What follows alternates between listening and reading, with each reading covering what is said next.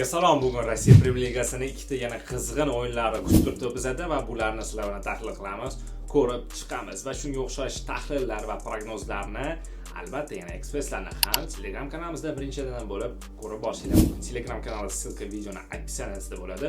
O'tib podpiskani bosish esdan chiqmasin. Demak, bizda birinchi o'yin albatta Kriliya Saveti va Baltika o'yini. Ikkala jamoa o'rtasida ham murosasiz bir shiddatli o'yin bo'lishi kutilmoqda. Bilamiz, Kriliya Saveti o'zining uyida havdan faol o'yinlar qilib kelgan. Albatta, muxlislar qarshisida endi jamoa jo'shqinlanib ketib, juda yaxshi zo'r o'ynashga harakat qiladi va bu joyda Baltika ham ularga nisbatan jiddiy qarshilik ko'rsatishi mumkin va bizning o'ylashimizcha bu ikkala jamoa ehtiyotkorona o'yin o'ynashadi, chunki ikkalasiga ham 3 ochko kerak va bunaqa paytda jamoalar ehtiyotkorona asosan qarshi hujumlarga o'tib, himoyada ko'proq e'tibor berib futbol o'tkazishadi. Shu sababli ochiq futbol ko'rishimiz qiyin va ikkala jamoa o'rtasida keskin bahs bo'lgani bilan bu o'yinda bizning tanlovimiz umumiy gol soni 3.5 tadan kam bo'lishi mumkin va bizda keyingi yana bitta o'yin bor, bu Lokomotiv Akron o'yini.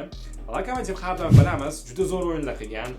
Yevro kuboklarda bir paytlar UEFA Chempionlar Ligasida ham o'ynagan davrlarda, Rossiya Premyer Ligasi va kubogida ham juda yaxshi natijalar qayd etgan. Va shu sababli Lokomotiv o'z uyida dominant desak bo'ladi.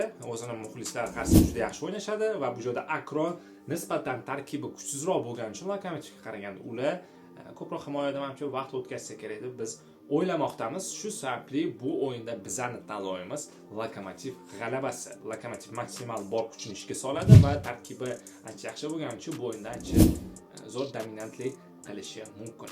Va shunaqa qilib biz yakuniy ekspresslarni ko'rib chiqadigan bo'lsak, albatta Kriliya Saveti va Baltika o'yinida umumiy gol soni 3.5 tadan kam.